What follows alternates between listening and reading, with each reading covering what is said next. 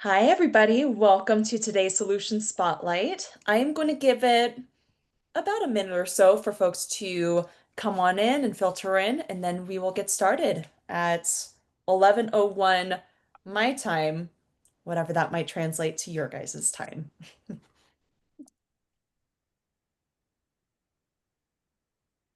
Okay, we're seeing some really good filtering in. All right. It is 11:01, so I will get us all kicked off. Okay, welcome to today's Solution Spotlight from reactive to proactive, building workflows that work. My name is Sarah Williams. I am XYPN Senior Partnerships Operations Manager, and joining me today are Steve Drost, CFA, CFP, CEO, and co-founder of Quivr CRM. And also alongside Steve is Will Kaplan, who is a CFP and the Chief Financial Officer of Quivr CRM. In today's session, Steve and Will are going to share a behind the scenes look at how top advisors are building workflows that are proactive, consistent, and scalable. And you'll walk away with some practical strategies to reduce stress, anticipate client needs, and create systems that feel effortless to clients and teams alike. Before we do that, I have some housekeeping items from the XYPN side.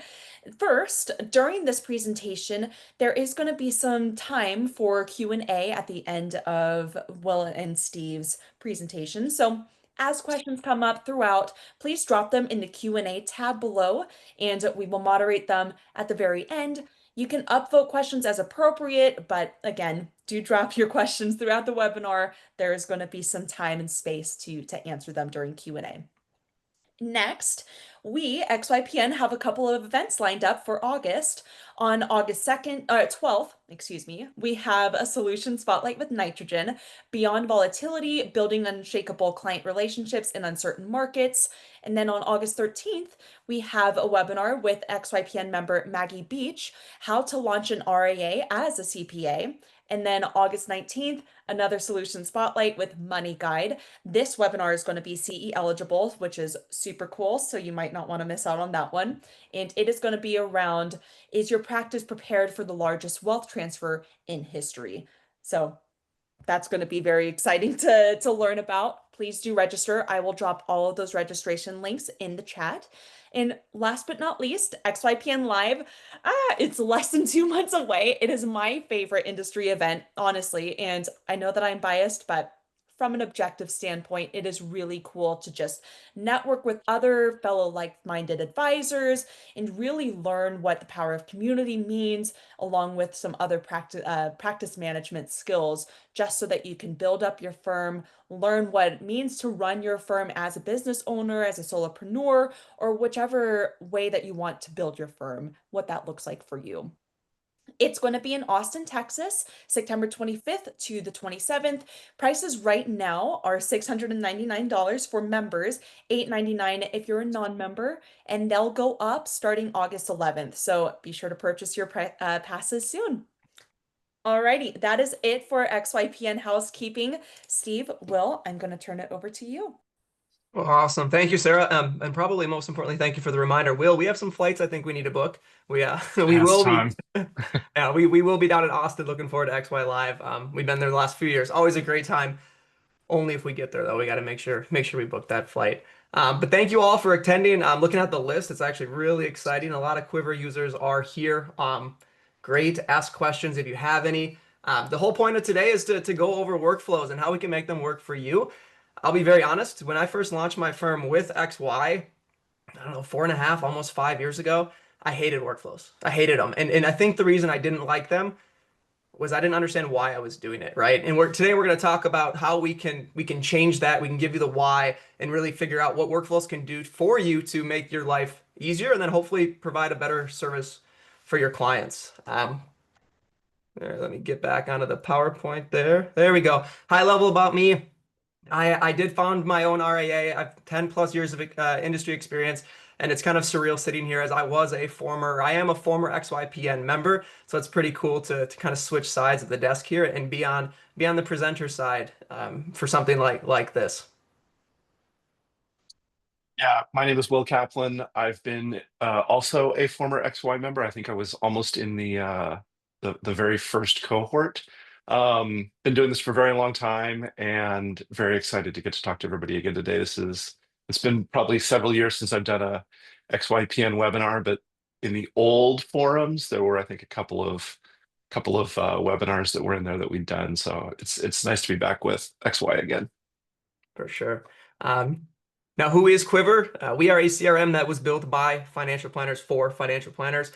Me and Will tell our prospective users and users all of the time. Quivr came to be because there simply wasn't an option on the market that we felt was going to help us run our firms in the fashion that we wanted to run it. And our entire objective is how can we enable you to serve your clients as efficiently as possible, but without sacrificing an ounce of quality, right? Automation and efficiency are great things, but if we start sacrificing the quality of work that we end up delivering to our end clients, then are we really being more efficient? And we're not. We've been around for a little over 2 years, 2.5 years, and so far we're getting really positive feedback from this group as well. Last year at XY Live, we were the Advisor's Choice Advice Tech Competition winner, which was really, really cool. Probably I don't know, Will, you saw me jump up and down. It was pretty cool. And then also back in February when the T3 study came out, we were rated the #1 workflow tool, the #1 CRM, and then also the Mighty Might, which is a group of newer tech companies that are maybe on the rise or doing some things that people simply enjoy. But if we look at workflows, what we find is a common theme, especially with new users on Quivr and in some demos, is you go through these growing pains in your advisory firm, and as this firm is growing and evolving, your operational issues just get bigger and bigger and bigger. I mean, Will, you can tell a story, right? About when you went from Yeah, I solo to mean, I remember several years ago looking at Hebers and Company's, growth, sort of where they see those growing pains and where they see that growth chart as you sort of scale up a firm, and the amount of like, I can't do all of this anymore, just keeps going. And that, well, I know how to do this. I have to now teach someone else how to do this. I mean, in my personal experience, a couple of years in with my firm that XY helped launched, I had another NAPTA advisor approach me and say, like, hey, I'd like for you to purchase my firm and take care of my clients. I'm a couple of years out from retirement and I want to make that a smooth transition. And so I had this experience where I went from about that, 25 clients that we can sort of manage pretty easily to 60 clients essentially overnight. And that's really where I started to feel like the acute pain of, oh my gosh, I don't have near enough of this either written down or easy for me to use or just right in front of me when I need it. And that's when my CRM journey began. I was able to do most of the stuff on my own and keep it in my head. And then all of a sudden, it was just the complete opposite story where none of it could be in my head because it was too easy to forget something. And that stress was really, I felt that pretty much every day. Yeah. when it's challenging too, because if we were to look at XY advisors as a whole, find me a group, please find me a group of 2,000-ish advisors who care as much as XY advisors do.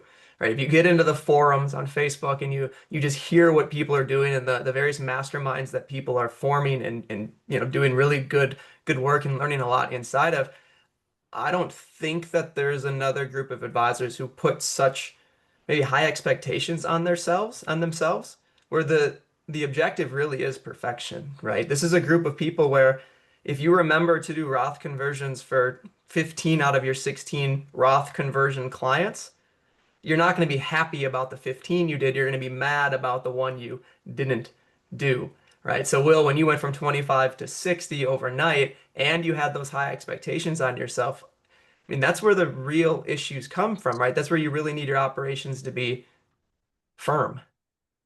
Yeah. And Steve, to that point, I mean, we're in a high stakes game too. This is something where if you miss an RMD, that has real life consequences. That's going to, probably end up costing you money when that client says like, "Hey, you didn't help me with this. Now I have a penalty involved. We have a problem." And so it's live ammo around here, right? I mean, this is high stakes, big risks. Got to get it right. There's no room for a lot of these errors, and that's where that's where this workflow stuff can really help you. For sure. For sure. And we also understand that me and Will are the weird ones. Most people don't start their firms because they love workflows and they love operations. And I admitted earlier, I don't enjoy workflows at all. What I enjoy, though, is having a level of efficiency in my practice where I can worry about the things that I actually want to do, talking to clients, meeting with clients, having those really fun and sometimes really challenging conversations. So if we then leverage people like Will and I and the rest of the Quiver community, I mean, we can also, and we'll talk about how we can do this, help get people who may not enjoy this, 70 or 80 or 90% of the way there, because you must have these workflows dialed in, these processes dialed in, if you want to grow or if you want to, I don't know, sleep at night, truthfully. But Will, anything else to add? Otherwise, what we want to do next is go into what we've identified as the three key problems with workflows. We'll define them, we'll discuss them, we'll talk about ultimately how we can solve those, and then we'll go through some real life examples. Yeah, let's dig in, Steve. I think this is great. Perfect. So if we were to look at what we feel, and that's an opinion, right? This is obviously subjective data, but what we feel are the three key problems with workflows is failing to identify and document. And notice those are both important and document is in italics. Failing to identify and document exactly how something must be completed, exactly who must complete that something, and then document when something must be completed. So again, we need to identify and document the how, the who, and the when. Anything on that, Will? No, and I think the challenge is that as you grow, obviously, it's hard to keep yourself honest with these things. They sort of sneak in and I got to get this one done really quickly, so I'm just going to like throw some stuff together and get a workflow in place. And if you don't stick to these three steps, you're going to be sorry later. For sure. And again, it's identify and document. And if we look at it from that journey of a small or a solo advisor to maybe a smaller team to a really large team, there's different things that we think, or at least personally that I thought about. So for example, my practice right now, it's a small team. It's me and my mother is my admin. I think a lot of people here actually know that. But when I was a solo advisor, like why would I want to identify and document how to do something? Now, identifying how to do something is obviously important. If I want to open up that account or something, I need to know how to do that. But why would I document it? Because things are simple, right? Until they're not. Think about ADV season. I hate doing my ADV, right? I hate spending that day getting all of that information. Well, if you can document how you are doing your ADV, then you should be able to save yourself a ton of time. And I don't just mean go to Black Diamond and get a report, or go to Schwab and get a report, or go to Altruist and get a report. I mean, tell yourself literally what you need to click and how you need to go there. And I'd argue that you should be able to cut your AD prep time substantially. Then we look at maybe small teams. I mentioned earlier, my mom works with me, right? You never fire family. You never fire your own mother. Well, that's not true. I almost fired my mom. About 6 months in, I remember sitting there with my mom. I hired her maybe 3.5 years ago, and about 6 months into it, I'm sitting there talking to my wife. We're sitting on our patio, and I'm going like, this just isn't working. She's not getting it. She's asking me so many questions. It's taking me more time to help her do something than it is just taking me to do it. Like, should I disengage here? Did I make a mistake? And the irony of that is on the other side, my mom and my dad were having the exact same conversations. My mom's like, I don't know what he wants me to do. I don't know how to do this. And the reason we were so disconnected is because I did a terrible job of documenting to her how we need things done. I gave her maybe 70% of the information she needed, and it was thrown in all of these different places where she had to ask me 1,000 questions to know how to do things. Now, that's not her fault. That is 100% my fault. So how do we make sure that you set your team up for success so that you don't have to fire your mom? Yeah, and Steve, that problem just gets magnified as you move up to that larger firm model as well, where you've got additional complexity around turnover, training, bringing new employees on. If diamond teams are popular out there with advisory firms right now, the very nature of a diamond team is to break it apart, grow another team, and all of a sudden the roles that you had gotten used to and the processes that you were responsible for are now different. And then couple that with things like family leave or someone gets sick and they're out for an extended period of time.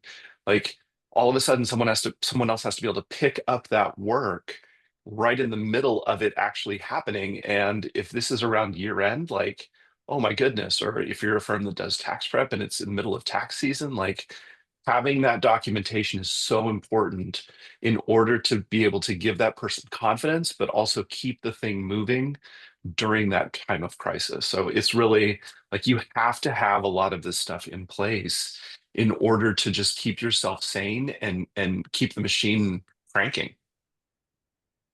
Oh yeah, I think we've all been in well, if anybody here has worked in a larger firm, it's maternity leave, paternity leave, children's events, things like that. And yeah, everyone does the same thing.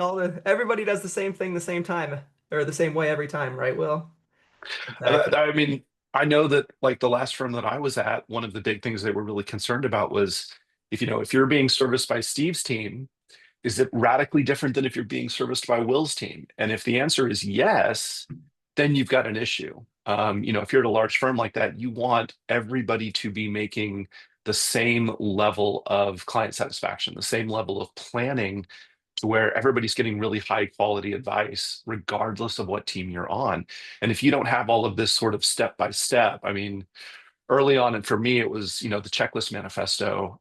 If you don't have something like that that's guiding you through this, you're going to forget. I mean, the whole concept behind that book was you've got, really highly educated medical teams that are forgetting what leg they're working on in surgery that day because we didn't bother to check.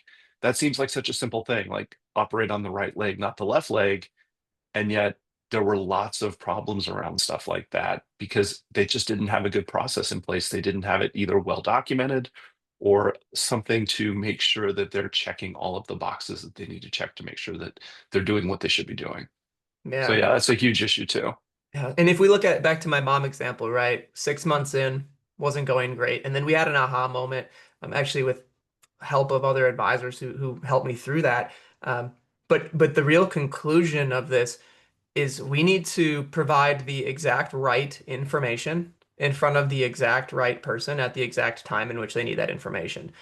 In so if we can do that, right, the right information in front of the right person at the right time, we should be able to make a lot of the issues that I experienced go away.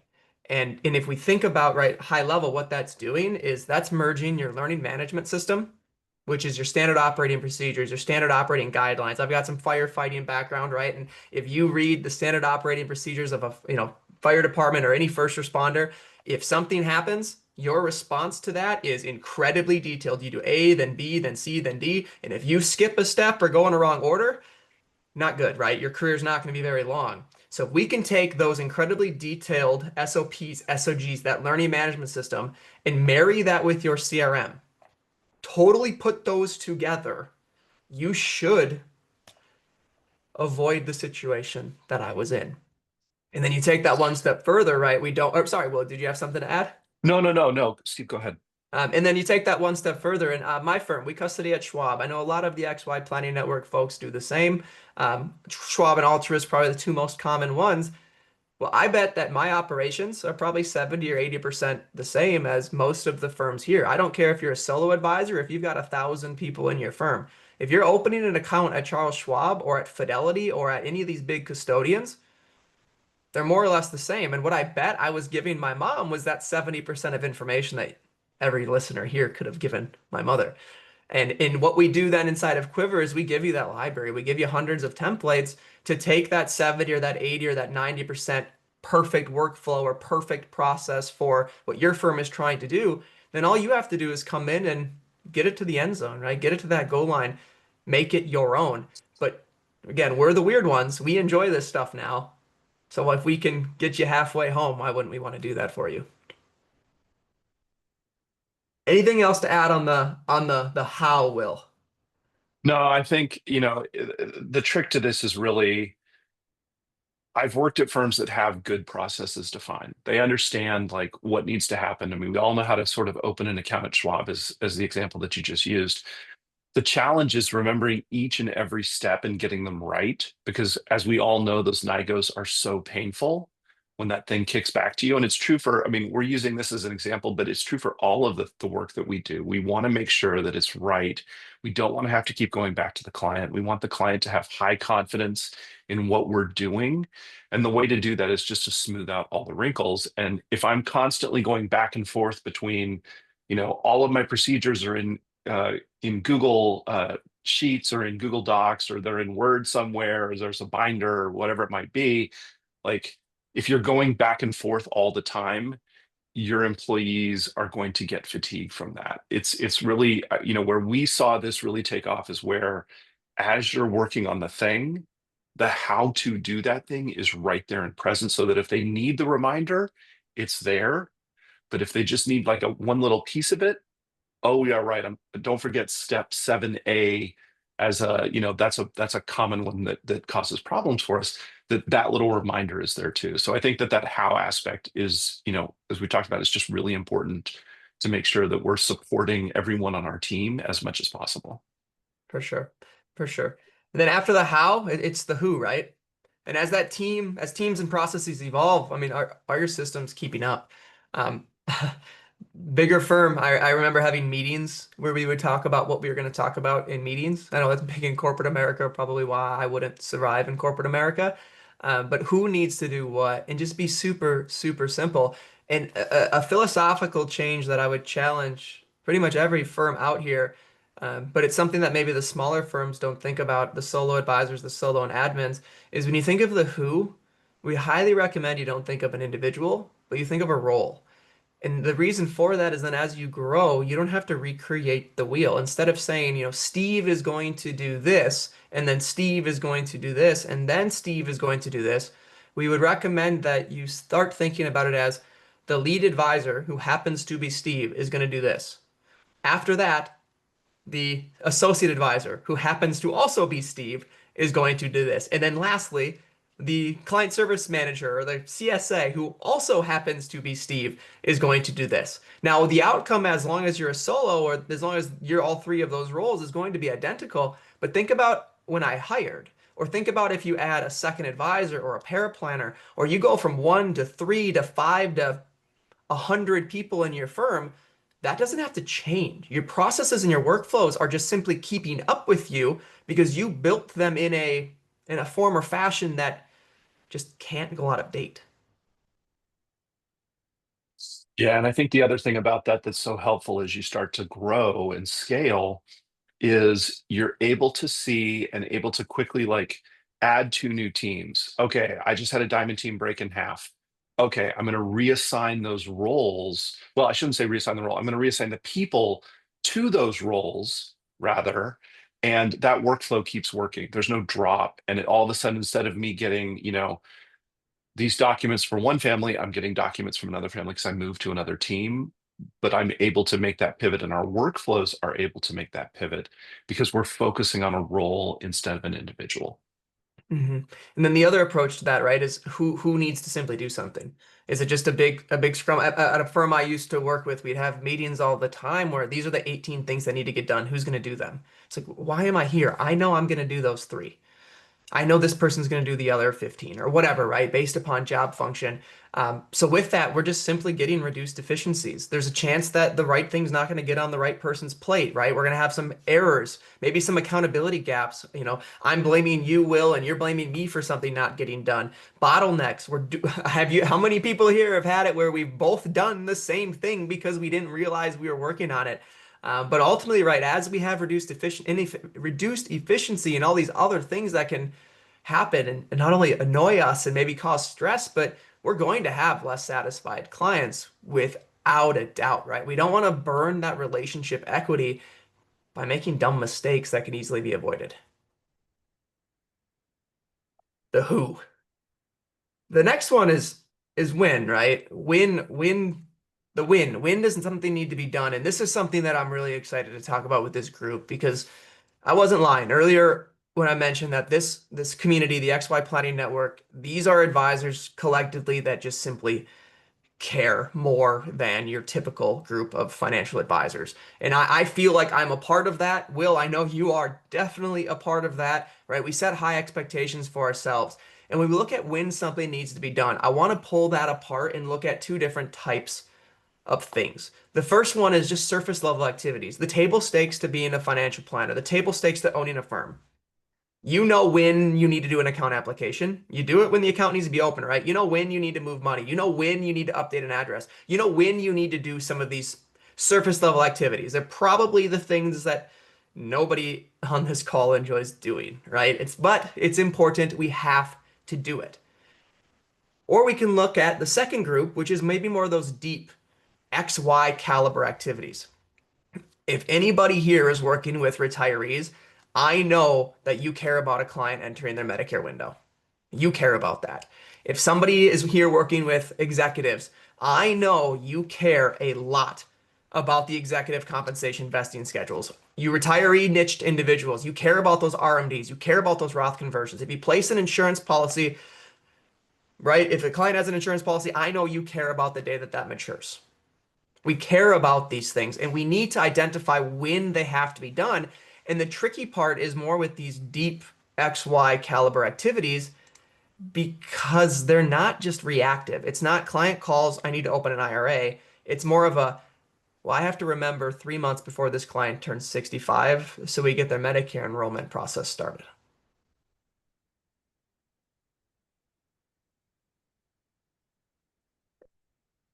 And my favorite story about this was maybe really early in my career, probably 2 months into my first true like primary advisor relationship management relationship. And I got fired by the client because client sent me an email. It was a forwarded email from the insurance company, and he asked why his premium was going up from 700 to 5 grand. And I looked at it and it's like, well, his term, the 20-year term expired. So he's out of the 20-year level pay. So if he wants to keep it, he's got to, pay the true cost of insurance now. Client was mad. Client then also, I didn't realize this, forwarded the same email to my boss. I legitimately thought I was going to get fired as well. Fortunately, I didn't. To this day, I don't think there was anything I really could have done. I was so new to the relationship, but whatever. I still remember that, and it was probably 12 years ago. I don't want that to ever happen again. Will, I know you have a similar story back in your practice.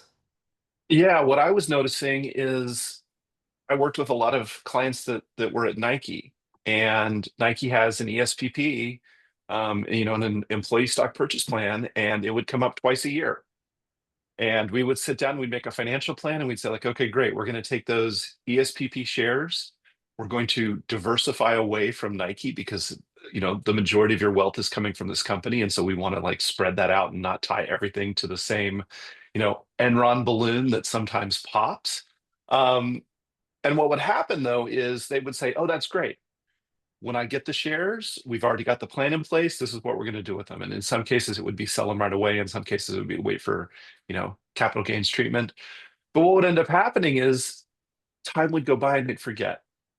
That 6 month, 6 months would pass and they'd be like, well, I want to go on vacation. So I'm going to take those shares, I'm going to sell them, and I'm going to buy tickets to Hawaii. And then we'd have the follow-up conversation and they'd say, like, oh, that money's already gone. I spent it. And I was like, well, we're supposed to be putting it towards retirement purposes. Like, we just had a mistake.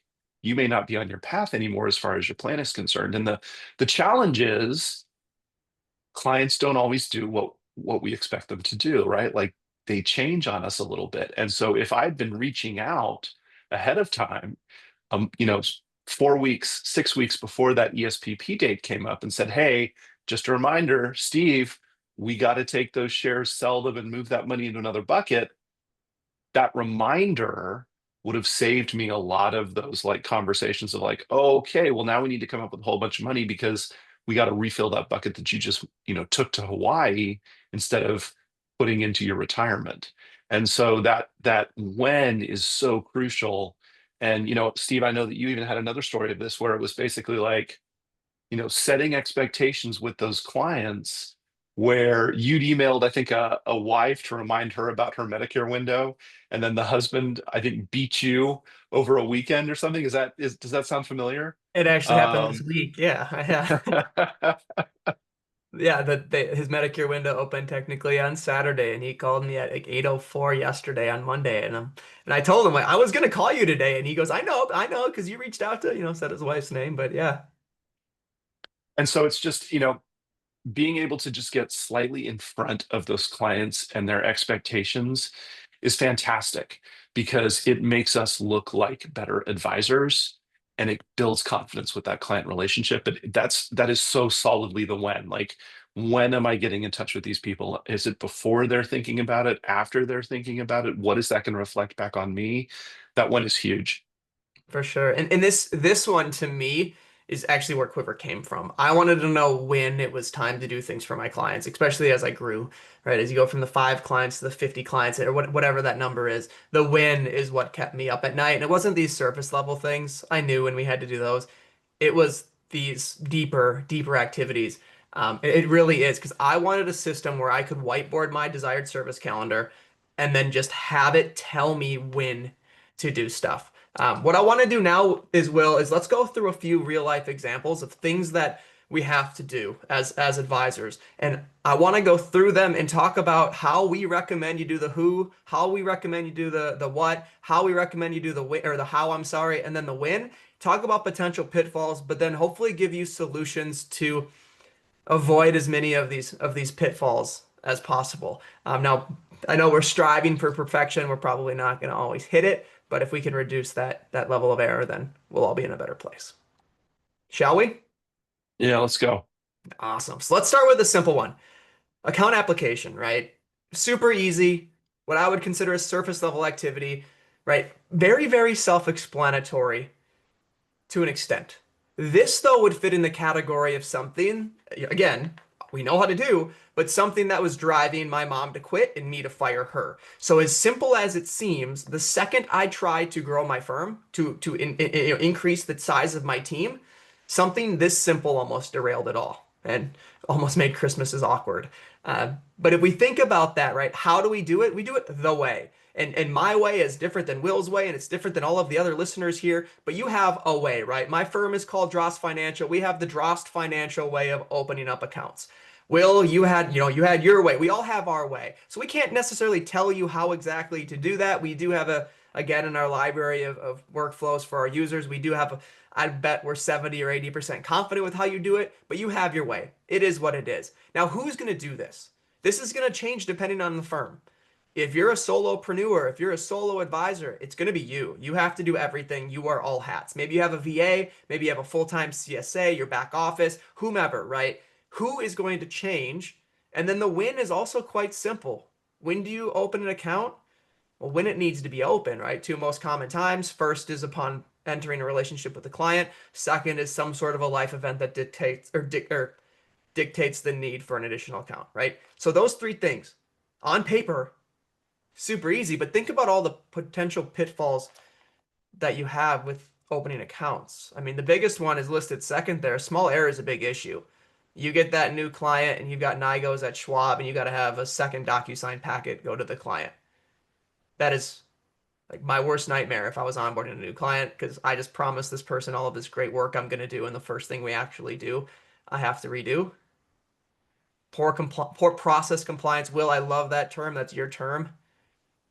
Yeah, that's just the idea that if I'm supposed to be doing something according to certain steps, I have to follow each of those steps. I have to go from 1 to 2 to 3. And if I go from 1 to 3 to 2, maybe I'm still getting the same outcome. It's possible, but there's probably a reason that we're doing it the way that we're doing it. And so making sure that, in the same way that like when we hear the word compliance, we're thinking of checking all the boxes to make sure we're serving clients the way that either the state or the SEC tells us to, or would like us to. This is kind of that internal piece where are we following the processes and procedures that our firm, even if it's just you, has laid out as the way that we do it. And if you're off of that, then as you scale, you're going to have a big problem because all of a sudden everybody's going to be doing work in a different way. Exactly. And then poorly documenting all of those steps, right? Poor process compliance means you at least have it documented. If you don't have it documented, you're going to get questions and are you even saving time delegating? So if we look at the next one, the solutions to this, we mentioned earlier about marrying your CRM with your learning management system, with your ideal how. And if we think about the maybe hierarchy or the pyramid to doing this maybe poorly to more of an advanced state, we start at the bottom, maybe the worst way that we think you can do this is you just have all of this information in your head. How do I do this? I just know. And when you're a solo, that is pretty much how you do run your practice, right? I know how to open this account. I know how to move this money. I know how to do this stuff. It's all in my head. Then what we tend to see people do is move up that pyramid a little bit when they either start to hire, think about hiring, maybe making an addition to their team. They start documenting it in Word. They start documenting it in Google Doc. They start doing something like that, and that's great. Start documenting that. That's excellent. But then you run into issues of how do I know what I need to do? So let's say I get a task in my CRM or I email my mom to do something. I need you to open this account.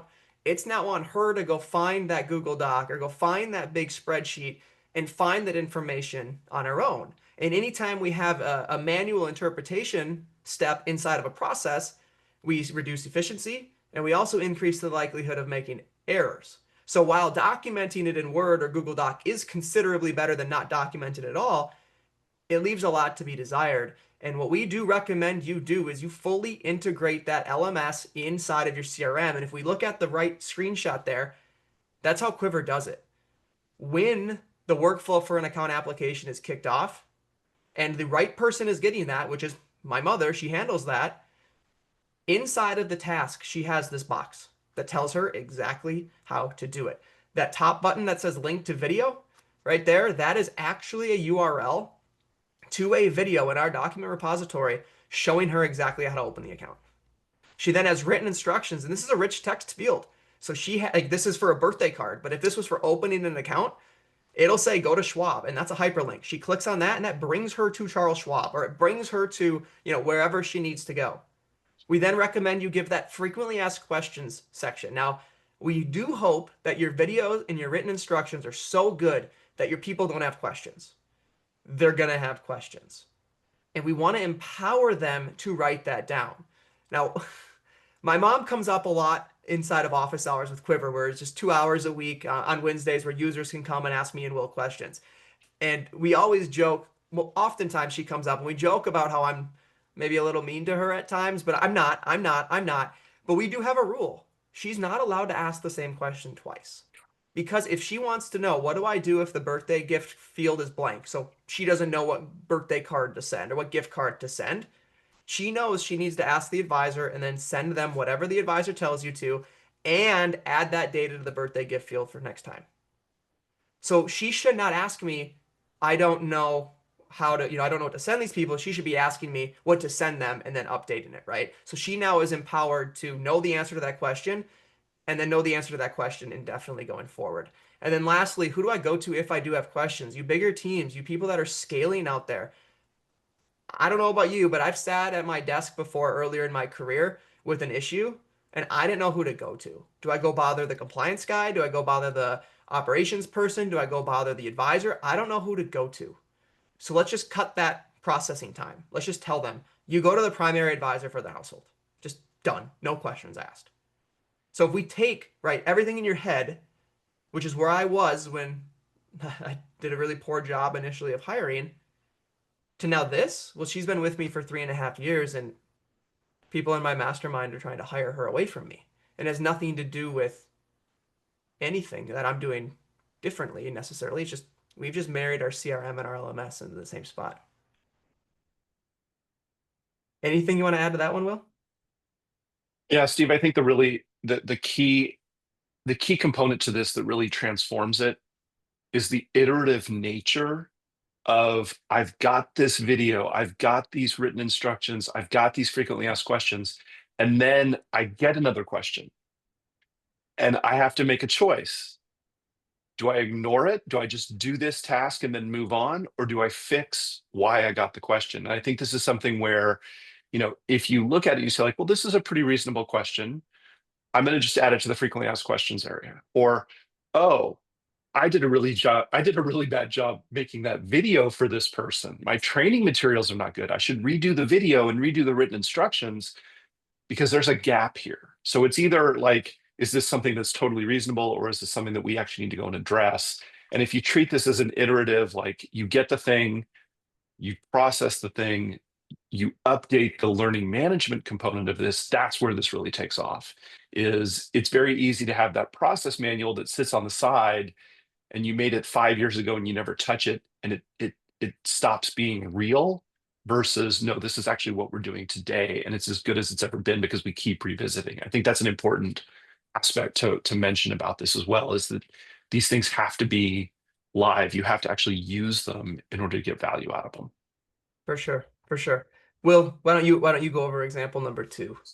Yeah, move money. This was a big one when I worked at a larger firm where we just continuously had frustration from the advisory teams, and we continuously had frustration from the CSA teams, because the advisors would enter a move money request and the CSAs would be like, we don't have all the information that we need. So now we have to go back to the advisor, and the advisor's frustrated, like, why is this taking so long? Like, it just kept going around and around and around and around, because there's a couple of pieces that you really have to get right here, right? You need the correct data. You need the correct flow of that data, meaning that, like, you have to go, is there enough money in the account? Well, if there is, move it forward. If there isn't, hand it off to a trading department so that they can fix it. And so you have to be able to sort of like accept into the workflow a little bit of, here's the just the sort of the table stakes data that absolutely I have to have in order to move this forward. But then you also need to get it kind of entering into the system and processing the right way, so that that person that needs it has it when they need it.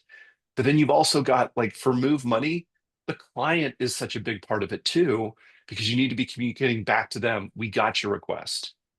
Is this actually correct, or is this something where someone is trying to steal money from you? Okay, great. We verified it with the client. Now we're moving it through the pipeline. We need to communicate back to the client though. We've got it. It's processing. I sent it off to Schwab.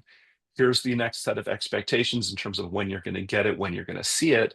And then eventually after that, a couple of days later, you want to be able to follow up with the client and be like, hey, Steve, you asked me to send $10,000. I just wanted to make sure that you got it and you don't have any questions, so that you can, like, really give that client that next level of service where you're communicating a couple of times through them with the process. If there's been any hiccups, you're hearing from them. Like, all of that stuff, you just, again, you want to iron all of that out, because when you're dealing with these types of things with your clients, this is where people get frustrated. Like, we had clients frustrated, we had CSAs frustrated, we had advisors frustrated. Everybody hated this process, and it was a well documented workflow. It just wasn't working that well for this particular firm, because it like, those rough edges were really rough. Or and right, well, you mentioned it. Why do we have a workflow for moving money? Because it can go multiple different ways. So if we look at this again, right, it goes from in your head. That's probably the worst way to document this. Some sort of a Word document or Google Doc maybe is one step better, but really having this integrated and married within your CRM is the best way to do this, in our opinion. So if we look at this over on the right, this is a screenshot of a workflow from Quivr.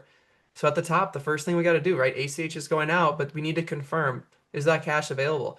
Is it or isn't it? And the end user just gets to pick. And of course, inside of every single one of these tasks is that box of instructions. So is there cash available? What does that mean? I'm going to watch a video if I don't know what it means, and it's going to show me how to go to Schwab and see how much cash is in the account so that I now know, oh, there's $1,000 in cash, but I need to send 2 grand. Okay, I need to go down the right one. And if we talk about who is handling these things, well, the top one's probably going to be a CSA or some back office individual, but I need to create cash that might go to the trading team or it might go to the advisor. And we need this to be able to work regardless of who it is being done for. So by using these roles, both at the client level, but also the firm level, who's your trader? Who are these people? You can then have the correct person get the correct information at the correct time. So we're building on top of this. What started with a really, really simple one, and having those detailed instructions are now going to be a component of this more. I mean, it's still a pretty simple workflow, but it's one level of complexity higher because we have multiple routes that we might have to go to complete this. But enough of this stuff. Let's get to more of the deeper, like XY caliber activity. What about that Medicare enrollment window? Right? How are you going to review that? You know what you want to do. Who's going to do it? You know who's going to do it.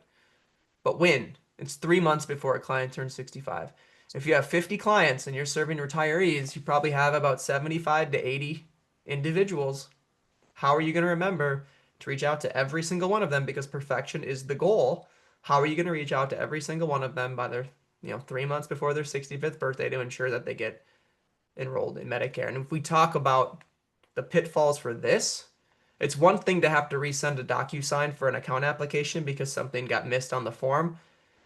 You miss a Medicare window, you're signaling incompetence, right? This is table stakes for a relationship, I would argue. Just like it was table stakes for me when we lost that client because we missed the life insurance maturity date. These deeper XY caliber items they're table stakes. So how does this differ then? Well, if we look back at what we just did, we documented the heck out of those steps for each individual task. We then worked our way up and we created that workflow that'll allow us to handle the various ways that this can go. But what if you have the ability to simply tell your system when you want to do something? You give it the criteria. So how do firms maybe handle this today? Again, the simplest way is in their head. I want to contact clients 3 months before their 65th birthday. As I meet with clients, I'm just going to know. Are they 65? Are they not? Are they close? Are they not? Right? And you'll just figure it out. Maybe the next thing people might do, one step more complex or one step better than that, is they run a report out of their system. They just every month, every quarter, once a year, whatever they do, they export all of their birthdays and they want to see who's turning 65 this quarter, this month, this year. And then they get those tasks into the system. However, if you want to take this one step further, how Quivr handles it is we let you decide when exactly you want something to happen, and then you get out of the way and simply let the system tell you when it is time to do that. The tip of the iceberg, we call these processes. So what you get to decide is, when do you want something to happen? Well, the top trigger right there. The client entering the Medicare window, this automation is going to run 3 months before they turn 65. Perfect. Then that filter, decide, who do you want this to happen for? Clients. Any clients that are turning 65. I want to know 3 months early. Then that last thing is, well, what do you want to have happen? I want the system to just launch my workflow titled client is entering their Medicare window. So how will this work in practice?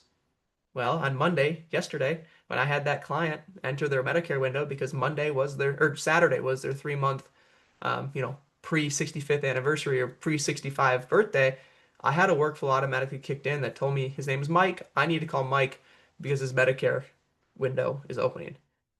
You're gonna bat 1,000 because you decide what you want to have happen. You document how you want it done. You document who's gonna do it. You then tell your system when I want this to happen. Anything to add on that one, Will? Yeah, Steve, this is, I think some of the XY people know this, some maybe don't. This is the reason that I got into Salesforce in the first place, is when I went from that, 25 comfortable to 60, I can't keep any of this in my head anymore. Clients, this was the stuff that kept me up at night. I would put my head on the pillow and that list would just start to run through my head of, what did I forget for my clients today? And I knew there had to be something better out there in terms of being able to create something like this where I know what I want to do. I know when I want to do it. If I'm left to my own devices, I mean, the one that just used to kill me would be client birthdays. It's Steve's birthday today. I need to email him. I need to call him. I need to do something to let him know that I'm thinking about him. And then something would happen during that day. The market would fall. And I was like, oh, totally, disrupted. I got to go do a million other things. And I forget to reach out to Steve on his birthday. And now I feel bad. And obviously that birthday one, like that's not one that's crucial, but some of these things are really crucial. And we can't always control what's going to happen during the day. But if I have these things sort of automated to where I know I'm getting it and I know I have to deal with it, that's one step closer to me not forgetting to do it. It's oh, here's my task list. I did all this other stuff today, but then that task to reach out to Steve is still there. It's one step closer to me not forgetting that I actually have to do that thing. And that to me is when I started sleeping better. Like that was my, oh, I don't have to carry all this stuff in my head anymore. I can let go of it because it's somewhere else and it's written down and I know it's going to happen because this system is in place to guide me through it. And for me, that was a transformative moment in my practice because I didn't have that fear anymore of, what did I forget for my clients today? hmm And I feel like at my own journey too, Will, it's not too much different. When I was a solo, everything was in my head, including Medicare. Shortly after I hired, we were in the report stage. We had a ton of queries we ran every quarter. I wanted to know any life insurance policies maturing. I wanted to know any estate plans that were going to be, 5 years old or haven't reviewed in a while. I wanted to know the last time I met with every client, the last time I called every client. I had all of these things that I wanted to know. And a lot of them, right, were from relationship management too. My A clients, I want to make sure I meet with them at least once every 6 months or once every year. So I was constantly running these reports and these queries to make sure that I was hitting the metrics or hitting the things that I thought were really important. And that was what was keeping me up at night. And it was also giving me a like a burst of work that was kind of weird because I find myself doing all of it at once rather than as I needed to. But the ability to simply apply this exact process to all of those items has, I mean, I sleep just fine and we just get told when to do, right? Because we know if there's an A client we haven't met with in a certain amount of days, that workflow to meet with that client is automatically going to get kicked off. If we have a Medicare window, FRA, client's kid is turning 26, all of those things, it's just going to tell me when I want to do what I want to do. It's going to give me the best chance to bat 1,000. Will, we were also talking when we were prepping for this on like niches and year-end stuff, right? A lot of the things we do as advisors are calendar based. IRA contributions, RMDs, healthcare enrollment, Roth conversions, all of these things that we do are calendar based. And if they're date based, you want to accomplish something based upon that day. We'll just have the system tell you when it's time to do something. Or like niche. We were joking around. If there's anybody here that specializes working with student loans planning, right? Late stage residents, early stage physicians. I'm sure your July has been really, really fun with the passing of the big beautiful bill, right? And how are you going to make sure that you bat 1,000? All 28 of your clients that have student loan debt, how are you going to make sure that you update the plan for all 28 of them, right? You got to bat 1,000 in those situations. And that's where this really starts to get challenging is that, XY obviously has been hammering on this for years about, the benefits of this niche-based approach. But there is a downside in that if you've got open enrollment or an ESPP or a change to a 401k plan or like anything that speaks to that niche, all of a sudden all of your work is all happening at exactly the same time. Yeah. And, it's so easy to be like, well, I've got, 30 of these big, beautiful bill student loan things that I need to review. I don't want to miss one of them. Like, I don't want to be the guy that forgets to go and talk to that one client. Like, I want to hit everybody, but I also want it to be, somewhat personable to where it's not just a form letter of like, hey, something happened, you need to do something. Like I want to be able to go deeper. And the only way to do that is to have good data and good processes in place. And that's really where the CRM should should be the tool you rely on. The challenge being that, you know, some of them are limited in that capacity. Exactly. So how does Quiver help you make your workflows work for you? The how, the who, and the when, you're able to document every single one of those things. And you'll notice too that they build on each other. You cannot get that automation at the end of remind me, right? 3 months before somebody turns 65 for their Medicare window. You can't get that until you've built the workflow, until you've identified how or who's going to do every step. And you can't build the workflow until you know exactly how you need to do it. So you do have to really start at the bottom there and document this is how this step gets done. This is how this gets done. Then we do this. Then you can put it together, right? Roll that up into a workflow. Then once you have that workflow, you're able to let that workflow tell you when it is time to do the things that you have deemed important for your clients in your practice. It really does just build on each other. And we're getting towards the end here. The last thing that I want to leave you guys with is I do feel like we're going through a little bit of a shift in technology right now, whether it's AI tools, it is, CRMs, not CRMs, portfolio management tools, note takers, right? Technology, especially fintech, has been just blowing up lately, which is great for the end user. I mean, I personally adopt quite a few of these new tools. I love technology, but we would recommend that you maybe think about the more deep way of determining which system and what tech stack is right for you. And we look at that surface level method, right? The blocking and tackling, the table stakes for a CRM. We get asked this every single demo. Does Quiver integrate with my email and my calendar? Yes, every CRM has to. Otherwise, it's not going to be viable on the market. Is it secure? Of course. If we're not secure, your compliance people aren't going to let you use us. We have to be secure, and we are secure, right? Will it store basic personal information? Of course. Does it track activity history? Of course. It has to do these things. But when we look at the value of your technology, how can it save you time, right? That's the entire mission of Quivr. How can we enable you to serve your clients as efficiently as possible without quality of service dropping an inch or dropping an ounce, right? Well, does it marry your LMS with your CRM? It should do that. You shouldn't have to have Google Sheets. You shouldn't have to have that. Can I easily implement who, does, what, and when? Is support actually helpful?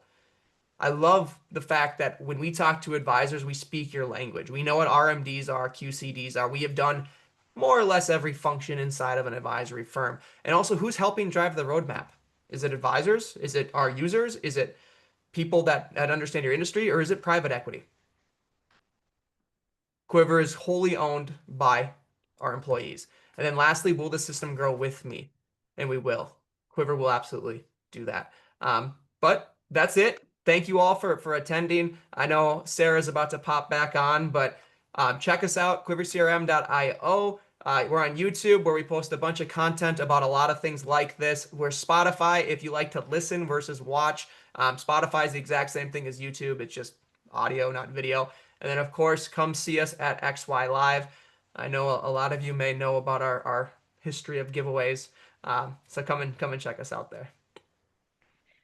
Sweet. Thank you, Steve. Thank you, Will. This was very insightful and very great. So we have a couple of minutes for Q&A if anyone has any burning questions. Otherwise, there are a couple of links that I want to leave you all with just to get you some of those next steps as well and connect you with Steve and Will. So if you're interested in Quivr CRM, learning more about them, scheduling a demo, then there is a Calendly link that is going to be dropped in the chat. And then if you're interested in joining XYPN membership and connecting with some of these companies, some other benefits that are included in XYPN, then you can always schedule a call with an XYPN teammate and learn more about membership as well. Otherwise, I will give it a couple more moments for any questions to drop in the Q&A chat. Otherwise, we could wrap up pretty early, 3 minutes early. All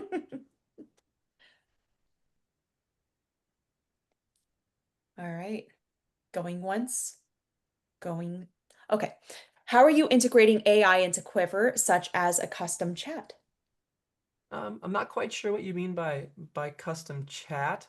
Um, so Quivr is built on Salesforce. So Salesforce does have Agentforce, which is its own AI, which is pretty cool. A huge advantage of being built on Salesforce is the fact that we get to participate in the sweet things that Salesforce is building. Personally, though, I'm not using that. I actually am more interested in the other AI tools, such as like Jump and some of these note takers. Vegaminds is one that comes to mind that's really cool. And what Quivr is becoming is a repository of your client's data, and then you're able to utilize these other third-party financial advisor specific or finance industry specific tools that meet all of the compliance requirements that you need to do pretty neat things. And where Quivers tends to shine in that instance is we have more data in the system than your typical CRM does. Therefore, these AI tools are able to leverage that data and just simply give you better information. So there are other tools that you would most likely strap onto the system to really harness AI. But if you do want to go the Agentforce route, that is something that you could do. Yeah, I think the other piece of this is because we were advisors, because we understand sort of the roles and the jobs that you're trying to accomplish for your clients, we're also building that into our data model. And I'll use Move Money as an example. A lot of firms will put all the details for Move Money just into a comment on a task. And the challenge with that is then as AI goes to try and ingest all that, it may not understand it in the same way as if it's field level. So if I'm putting amounts in a field and which account it's going to in a field, AI is going to have a better understanding of like the relationship of that data to other data in the system. And so because we use a slightly different data model than a lot of the other CRMs that are out there, and putting stuff like RMDs and QCDs and Move Money into the system at record level then that AI has a better chance to grab onto that data, understand it, and produce insights from it. And so that's, I think, one of the big differences between how we handle AI integrations versus how some of our competitors do. Beautiful. I love it. There is one more question, Kevin. We'll put a pin in it, but if you, uh, Steve, what is the best way for people to get in contact with you beyond just scheduling a demo? On our website, info@quivrcrm.io. You can go ahead, shoot an email to that. It'll get to our support team. We'll get back to you usually within a couple hours. Beautiful. Cool. Well, thank you everybody for joining us today. Thank you especially Steve, Will, for sharing all of your information and knowledge with attendees here. And I hope you both have a wonderful rest of your day along with all of our attendees as well. Awesome. Thank you, Sarah, for having us. Yeah, thank you to Sarah and all the XY members. Sure thing. Bye-bye.